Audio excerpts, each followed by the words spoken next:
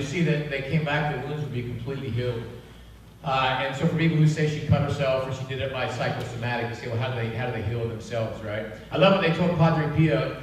Maybe you know the story, but of course he bled a pint of blood every day for 50 years. He bled a cup of blood out of his side every single day. Somebody accused him. They said the reason that he bled the stigmata is because he used to stare at the crucifix so much that by the power of the brain, and I don't know if you know the story, but I love his response. He said, go out to a pasture and stare at a bull and see if you grow horns.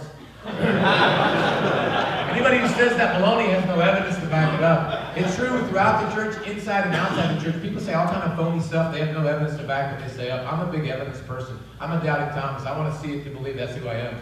And this was so important to me. That's why I wanted to meet her, and I did. That's why I wanted to meet them, and I did. And got to know them, and to know that this was real. Now, once I found out it was real, more important than that was, what does it mean? It goes to what I'm going to show you right now. It took me 10 years to find this out.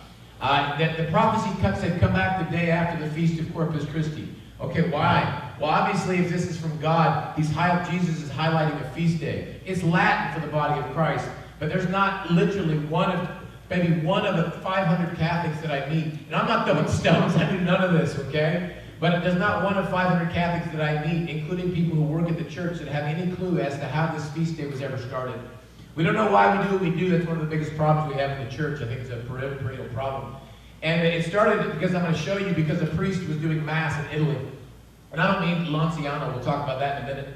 And while he was doing Mass, he didn't believe in his heart that the central core teaching of the church, which we all know what that is, and the host started to bleed onto his hands and onto his altar cloth. If you go to Orvieto, Italy, and I'll show you this in a minute, you can actually see the same blood-stained altar cloth. That is actually what instigated this feast day. So in 99, if this is from God, obviously there was something being highlighted. There's a takeaway. There's a message I'm supposed to get, which is doubt.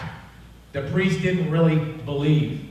But it didn't happen on the feast of the Corpus Christi. It happened the day after. And normally the day after is not the Feast of the Sacred Heart, but in 1999 it was. So 2 months before that, they honed in on this statue.